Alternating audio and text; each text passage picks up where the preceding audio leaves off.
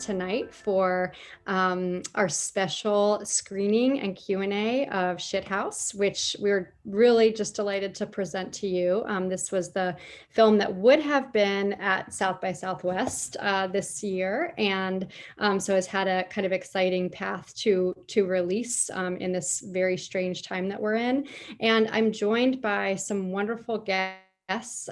First of all, the director of Shithouse, Cooper Raiff, is with us for the Q&A, and it'll be moderated by Andrew Bujalski, who is an Austin-based director. You may know him from Support the Girls, Results, Mutual Appreciation, Computer Chess, just one of our very favorite Texas-based filmmakers, American filmmakers, and we're just thrilled that he can moderate tonight. And we also have the film star who should be joining us anytime now, Dylan Galula, who, as if you saw the film, you know how absolutely astounding she is in the movie. So we're so excited to have her with us. So I will let Andrew kick it off, but just a special thank you to our members for joining us and for continuing to support AFS and our film culture work and filmmaker support, especially during these crazy times. Thank you so much for supporting us and for joining us. Andrew Bujalski, thank you for doing tonight's Q&A. Thank you so much for having me and for sharing this great movie with us. Cooper, this is I guess this is normal for you because this is like your first tour with a movie, right? Yes, yeah. Zoom is very normal for me in every sense. I know that all my questions, and I suspect a lot of the questions you're used to, are all kind of variations on the theme of how did you do something so good so young. And I will say, you know, I think because there are plenty of excellent movies about college, almost all of them are made by people my age who have very hazy memories. And one thing that I really loved about this was that in an incredibly direct way, it evoked for me the actual horror and misery of being 20 years old in a way that you don't usually see on screen very often. And so, you know, it's completely unsullied by sentimentality. I think I was curious to know what the whole background, the whole origin story, how you got so My quickly. sophomore year of college, I just made a small movie that was actually 55 minutes long, so it was a long movie, but it was with a camera we got from our school, and we didn't have lights, and it was just my two best friends and I making this movie. And they weren't filmmakers or actors, but I somehow convinced them to help me do something over 5 days. And so because we were on a campus, I was like, this should be about college. And then when I was thinking about what I wanted to write about college, it was kind of always just about one thing, which was just the pain of leaving home and growing up.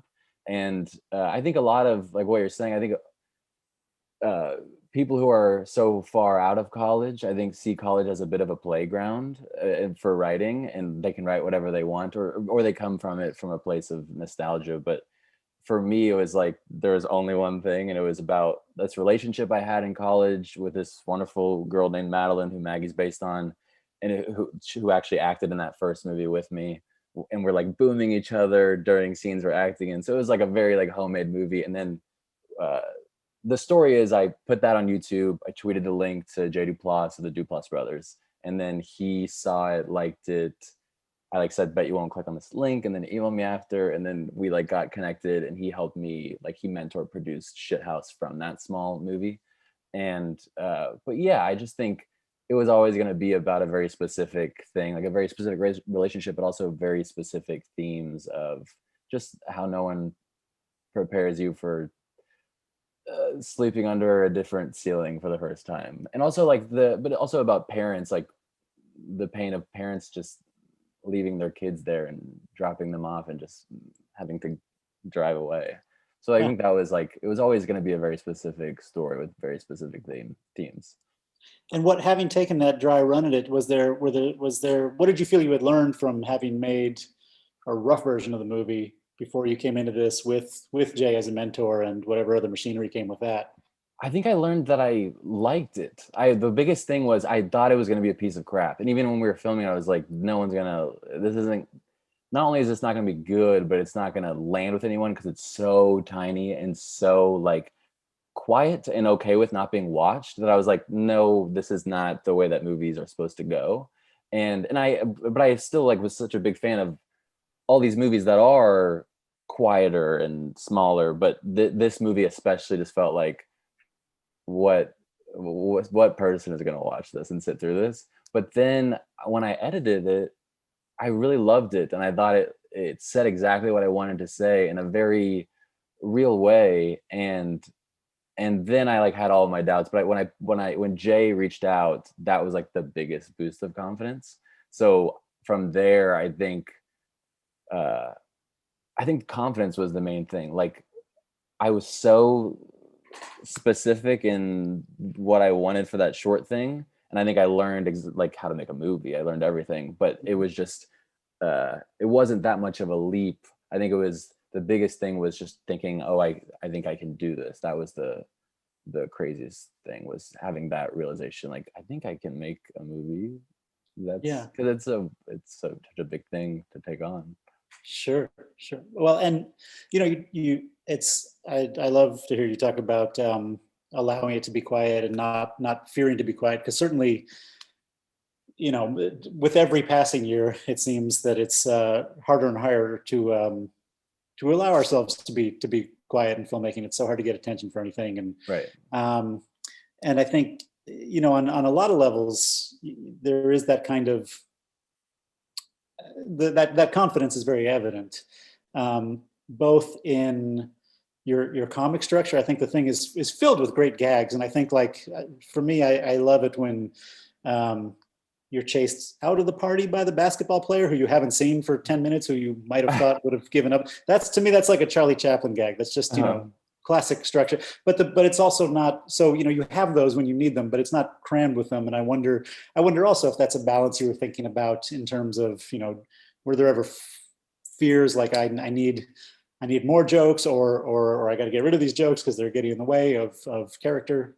I didn't stress about it. I wanted it. Like, I'm actually someone who, like, it didn't. I always wanted those funny gags, and I always wanted to put some humor in scenes, and because at the end of the day, I was trying to make a movie that I would love the most, and part of making it watchable for me was adding those uh, light moments that come from like a very like emotion. Like, I think the funniest things have the most emotional content, and I will never like be like winking and like setting up things, but I do always want my stuff to be funny and like laughed at and enjoyable to watch. So no, I never thought about like putting more jokes in, but if anything, there was one scene that Jay Duplass was in. He played the teacher, and it was this big, huge, very hilarious. Not like just because everyone in the scene was so great. I wasn't really my character wasn't really in the scene, but we had amazing actors do this crazy scene. And when I put it in the movie, I was like, this doesn't work at all for what I'm trying to do here. So I ended up cutting it, but it's like on the deleted scene. So maybe How people will see it. daunting was it for you to tell your mentor that you had just cut him out of the movie? It was actually, it actually was kind of, it sucked actually, because he loved the scene, but as soon as I said something, he was like, yeah, that makes sense. But it is such a fun scene that I really want people to see. So I really want it to be like on the DVD or something. But Sure. it's yeah, like things like that. I was actually taking away jokes, if anything. Mhm. Yeah, well, and another thing, as because you're never cloying, you're never reaching for these things that are too far away, and the characters are never reaching for sympathy. That was something I really appreciated too. That character is always driving story here rather than vice versa. And so, both Alex and Maggie are frequently, off-putting to each other and potentially to the audience, and that takes a fair bit of guts to allow yourself to do that. And so I'd be curious about, and I'm sorry, I hope Dylan Galula shows up. Yeah, me One thing too. we have in common is we're both big Dylan Galula fans. Yes. So I'd be curious about the task of crafting that character first on the page, but then also once you've convinced Dylan to come do your movie, what that collaboration becomes, because obviously there's, this is kind of the ultimate two-hander where the two of you really need, your energies need to be evenly matched for this movie to work at all. And so you need a big investment from her. Yes, and she's just incredible. I'm a huge fan of her too. Yes. What was the first part of that? There was like I don't know. there was a there. You said something like. I think I was talking about it took guts. You were saying it took guts. I think that I really I've realized that so many people think I'm Alex, so I wish I didn't have those guts. Like I wish I was more precious, but I wasn't precious at all because I thought of Alex as, I mean, I really hope I'm not as annoying as Alex, and I feel like I'm a little bit more mature, but I wanted to write this character that was me stripped away my freshman year, like what I was feeling my freshman year, and kind of just someone who's like really up close to I think I was like turning my brain off in a big way my freshman year. But so for Maggie, that person is very much based on this person that I know. And I do think that the dialogue was like, it sounds like her even. And I wanted Alex to be her perfect foil. And I obviously used a lot of my stuff that's personal to me for Alex. But in terms of Maggie, that felt like the most fleshed out character, and like Alex was the biggest reach, and like what I wanted to like he was the one who was saying stuff that I wanted to say, like my vessel, but I knew that me playing it would feel so personal, so I had that in mind. And but for Maggie, I just have so much love for this person and for that character that I don't ever not like. I love her so much throughout the whole way, even when she's saying things that are crappier. She's like her flaws are coming out. I just like I felt so comfortable doing that with both of the characters because I just loved them so much, and I was like hoping that everyone else would too eventually. And with given everything that they've watched before, these awful moments or whatever.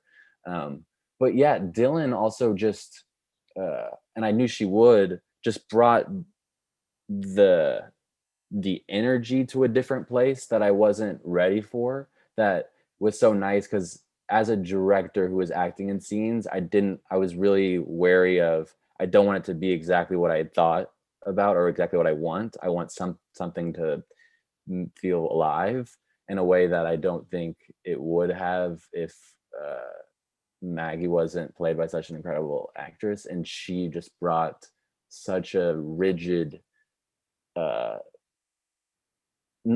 that the energy was rigid, but like she was never not totally Maggie, and Maggie on steroids even. Like she is, the way she played it was just the first time I met her for lunch, I was like so scared for the movie, but it just felt so exciting too because I knew that it was going to be so good, and I knew that she had all I've like watched her before, but also just I didn't know that she was similar in real life too, and so it just was like really exciting. Cool. But I wish she was here. Yeah, I know. Well, we'll see. We'll see if we get lucky. I will. I'll throw one more out there, but then I would love all y'all out there. As Holly said, you can write in questions to the chat, and I would love to start turning this over to all y'all watching. One more thing I'll say in the meantime is it is a two-hander. It is you and Dylan carrying this whole movie on your shoulders, but every supporting performer, down to the bit players, down to the people who have two lines, are great. Which is, it's a remarkable thing in any movie. I think, especially first feature to have those instincts or whatever you're doing to get the best out of everyone. And it becomes kind of a treat. It's like every time y'all encounter somebody new or veer off the path, it's this little bonbon, this little, that they're going to bring something wonderful to it. And I really, really enjoyed that about the movie, just getting to get these glimpses into the other folks along the way. I wonder if you speak about your supporting cast and finding the best in all of them. Yeah, well, that's really all the movie has going for it, is just the performances and the people. And so I was always like cared so much about getting everybody exactly right. And also I think the other part of it is they all happen to be going through the same thing. So the themes that I had for Alex and Maggie were placed on everybody else too. Like uh each character I wanted to have like him say that, or he or she like say something about what the movie was, not just like come in for a bit, but like, so that like importance that I put on it, I think also helped me. But I mean, I was like I think a lot of people were thrown off by that on set because it was like, oh, well, we're just doing this scene now. We can do that one because we didn't have any time to make the movie. Like no one does. But for those scenes, I think people were like, all right, we'll get this one out real fast and we'll move on. We'll have more time for this other scene. But I like took so long on each scene. And because a lot of them were my friends too, who weren't actors. And um, some of the performances were um, like it was they had to really get out of their comfort zones. And but I think they trusted me because we were friends. So like I didn't feel like out of place being like I want you to go here so bad. But there were moments where yeah, and I to answer your question, I just like really cared about those things so much. And thank you for saying that. Yeah, well, it's remarkably seamless. I mean, obviously you have Dylan and you have Amy Landecker. You do have a few seasoned pros here, and then you do have people who are your friends who you're just pulling in, and they may be coming from very different places as performers, but you got them all vibrating at the same frequency in the film, and it's pretty remarkable. Thank you. You're very welcome. Is the stuffed animal a fox? Is that what that is? Stuffed animal was a wolf. I really wanted it. It's really funny because a lot of people think it's a. I mean, and I think wolves are dogs, kind of, but everyone thinks it's like my puppy dog from home. I always wanted it to be like the lone wolf, but also like the fatherly wolf. Like so people were like saying you should make the wolf have like a funny voice, and I was always picturing like him talking to a middle-aged man. I was like, no, it has to be the middle-aged man that he's talking to, because I always saw it as like self-parenting, kind of like talking to yourself. But yeah, was that one of the questions? No, that was my question. We do have a question here from Maria. Hi. Hi. Thanks for having me. I just watched, so fresh in my mind, I could have said yes, it was a dog. Just saw its little face. Yeah. But yeah, my question was just what was the original release plan for this film? How have you guys pivoted? And just, I'm curious. My original plan when I was making it was my family and my friends were gonna love it so much. And then when it got into South by Southwest, I was so excited that people were gonna see it at South by Southwest, but I still didn't think about uh, the bigger picture. But then when I got closer and closer to South by Southwest, and we like had to get a sales agent and do all that stuff, it was very much I wasn't involved at all. Like couldn't. I'm not going to answer the question very well because we had an incredible sales agent at ICM named Jessica Lacey, and she took care of everything. But when Corona happened, we kind of all got scared that the movie wasn't going to get bought at all, and we're going to have to like wait a really long time to wait for like a different film festival to like do another push or whatever. But then a couple companies came in, and then when IFC came in, I was like, it has to be at IFC. That's amazing. And then after that, when IFC came on, I think we always knew it was going to come out during COVID, and so all of our conversations were around this is going to be like a virtual movie most likely, and it's actually going to play in some theaters. But I'm like, I think on my Instagram I'll just be like, go see it online. I don't want to tell people to go to theaters right now. My question, Cooper, was just how did you get so good at crying? I have been good at crying since I was born. Wait, are you still talking, Daniel? You're muted. Oh no, keep answering it. You got it. Oh, you're just talking to someone in the room, aren't you? No, not at all. I to answer your question, but on set, well, I'm a big crier in real life, as you know.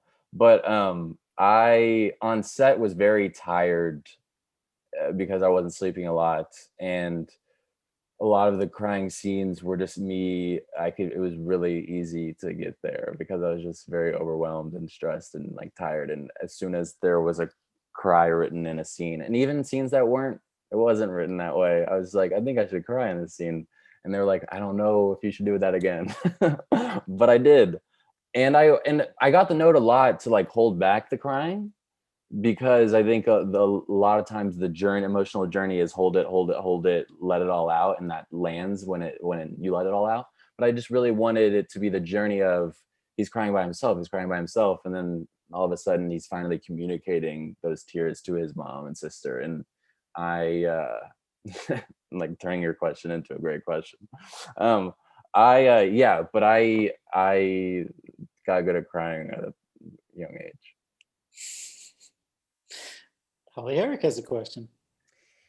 So, Cooper, when you're acting in your own film, especially, I'm assuming things like you said were sort of fast and furious, trying to get everything you needed. Who did you rely on to talk about your performance with and sort of calibrate your performance? Did you say, what was the last part? Yeah, who did you just rely on as your like key collaborator to It get was actually, it was, I mean, the answer is Rachel Klein, the DP, was just like 100,000% knew that she could say anything. And I wanted her to say everything. And I also, as far as just being a DP, I gave her, she shouldered so much DP work, but she also shouldered so much more, because I was always looking, when I felt like, gosh, that was magical, we got it, right? I would look to her and be like, yes. And she'd be like, yes. Sometimes she would be like, no. And so I would talk to her and look at the monitor with her.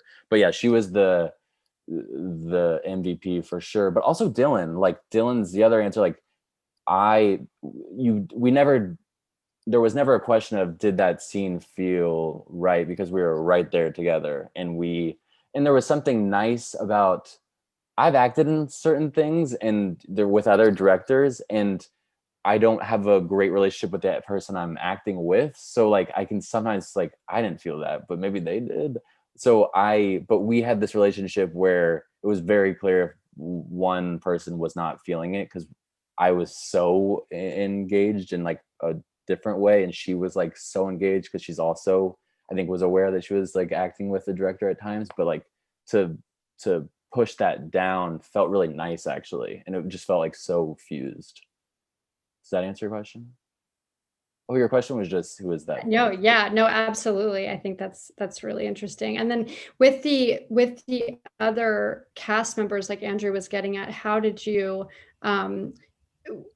what did you have in your mind tonally for the kind of naturalism and dynamics that you wanted from them? And how did you know, like with casting or in the moment, that you were creating that, like, this is real, we're in college, this is what people talk about? And like, how did you calibrate their performances to get that tone? I think a lot of it was, I was really inspired by my friends and what their energies, because I think some of the small characters have a different energy than the movie. Like there's one character, who ends up coming back, who like had sex with Maggie in the third act, but he's at first with me in the bathroom. Like, he brought a very different energy, and I just love him. And I think that he's so performative that it felt like college, like it felt right. And even like Sam at the same time, like we all share sensibilities too. I think it's partly why it feels like a similar tone is because we're all buddies and we like each other, and I think that kind of energy comes across. But they bring very different like tones. It's just when they're right next to me, I think it's like we all are on the same page. Like, we know what the perspective is here. And I think they have the same perspective. Like, they're not like that in real life, but they're just so funny and really great.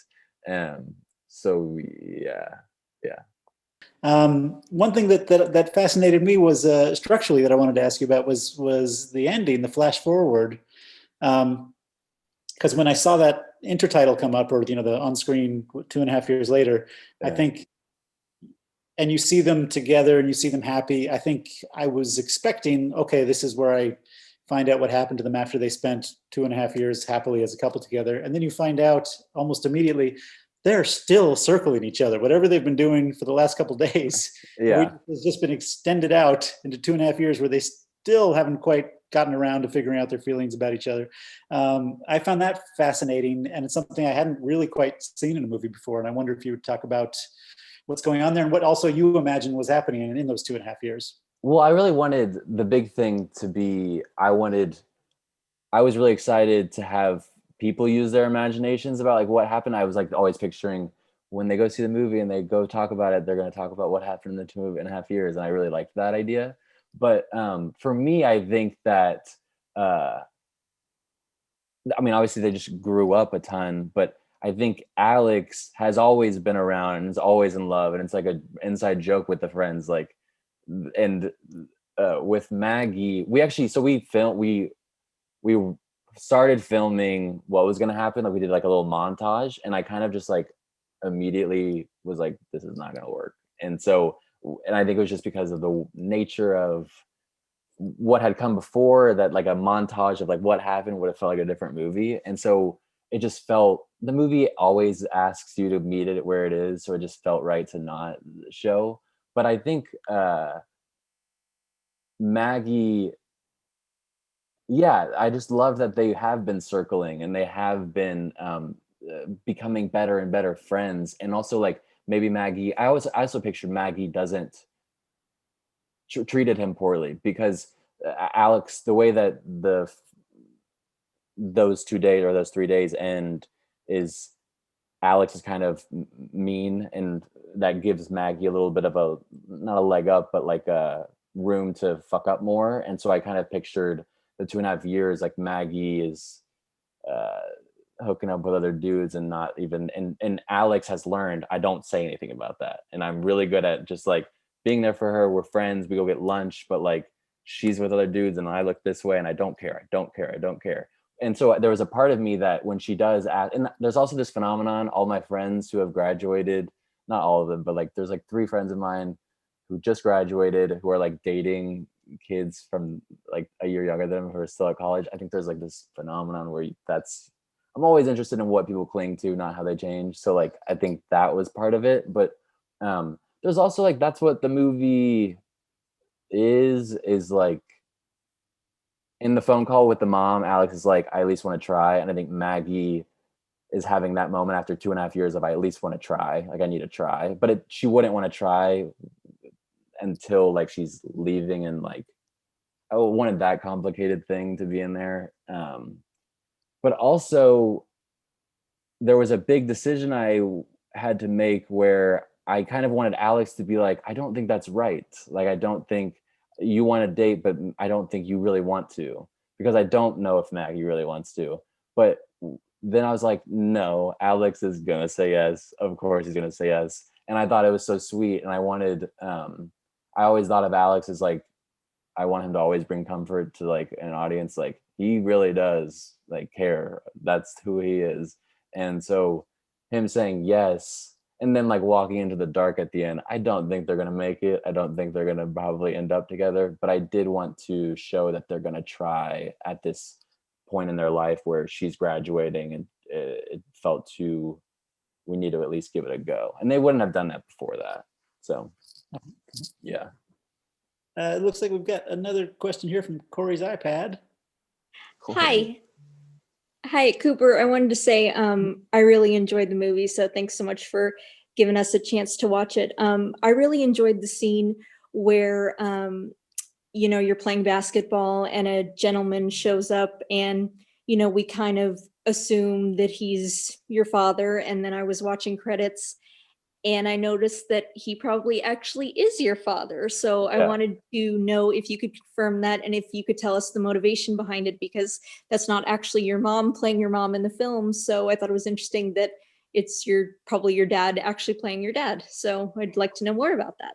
I have my relationship with my dad is like endlessly fascinating, and there was no way he was not going to be in that scene.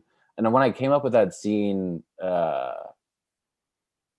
I don't know. It was like I was just like sobbing, and I was like, oh, "This makes so much sense." And when I asked him to do it, I was like crying, and I was like, "Can you be in the scene?" He's like, "Sure." but yeah, that is my dad, and I love my dad very much, and I don't know what else to say about it. I can confirm that that was my dad. Yes. Cooper, we might as well do the obligatory "Hey, I heard you from Texas" part. Yes. Yeah, I am from Dallas, Texas. Where are you from, Andrew? I'm from Boston. I'm from Massachusetts, but I've been here long enough to forget what cold is like. Daniel, did you have another question? Yeah, I was just gonna ask. I'm sorry. I'm really sorry. I was just gonna ask if you could speak to like the like. I feel like when I've talked to you, like you've talked a little bit about like there's a tiny bit of like a disconnect between the title "Shithouse" and like the actual like heart of the film. I was just wondering if you could speak to that a little bit. Like why I titled it that? Is that what you're saying? Yeah, just like why you titled that, because I feel like when we've talked, like you've spoken to like how the title being "Shithouse" doesn't really like relate to like how the film actually comes across and like what you like wanted out of the film and like how you wanted it to come across to people. Yeah, I think it's a good starting place. So I always like to think of the title as how you're introduced to a movie, and I really wanted it to be introduced in that way because I think that's for better or worse how for worse that's how Alex is looking at it. Like it's a shitty home. I was with this awesome safety net for 18 years, and I got here and it just sucks. And then he learns that it's his fault. Like he needs to learn how to create a better home for himself. But like it was always that felt thematically correct, and also it's just like the in your face nature of that title felt like the right way to start it in order to like go into what I wanted to make the movie about. But yeah, a lot of people can't stand the title, so maybe I made the wrong decision. But also internationally they're making me change the title, and I can't think of a single freaking title. Like it's just "Shithouse" is the title. It can't not be, but I have to change it. I mean, personally, I love the title and I'm really glad you named it that. I just wanted to ask that question. You have No, to I know. change it for other English-speaking markets, or you have to. No, I have to change the title for internationally. They're like, we're not okay with "Shithouse," so I have to change it, and I can't think of anything because I don't want it to be like a sentimental title at all. It feels like I don't want it to be like a corny, stale thing because that feels wrong. But I also want it to have a little bit of a sense of humor, um, or I don't want it to like come across like okay. So I got an email today, and they're like, here are our options: house party, Hmm. or Been done, by the way. or right, or campus hookup. And I was like, you guys have not seen the movie. You Hmm. have not seen the movie. So we're trying to like argue with them, but yeah, it's tough. Campus Hookup would go down in there's a great tradition of mangled movie titles abroad, so I think that one would be a classic. That Holly, would be time awesome. for we do have one more in the okay, Vincent, go for it. Hi. So I just wanted to ask, last night, I read an interview with you, and in the interview, you talked about the original version of the film, Madeline and Cooper, Mhm. and they had a link to the YouTube to watch it, but when I tried to, the It was video not there. wasn't working, and I was wondering if there will be any way to ever watch that. Yeah, so I gave it to IFC, so they're gonna do with it what they will. I didn't get any feedback. I was really excited about giving it to them, and then they never responded. So I have a feeling they're watching. They're like, we can't. Does he want us to release this? Like, but I think I kind of was hoping that they would maybe put it on the DVD if like someone like you wants to watch it. But if they don't, I think in some years I'll put it back on YouTube. But yeah, I took it off YouTube right away as soon as Jay saw it and we started talking. I was like, this has done what it needed to do. Cooper, thank you so much for joining us. It's like such a pleasure to have you talk about the movie and get out there with Q&As, even though we can't be in person. And we really appreciate you taking the time. Thank you so much. This is really fun. This is really great. Andrew, thank you so much. And thank you everybody for joining us. Thank you, everybody. Congratulations, Cooper, on a great movie. Thank you so much. And thank you so much for your time, everybody. I really appreciate it.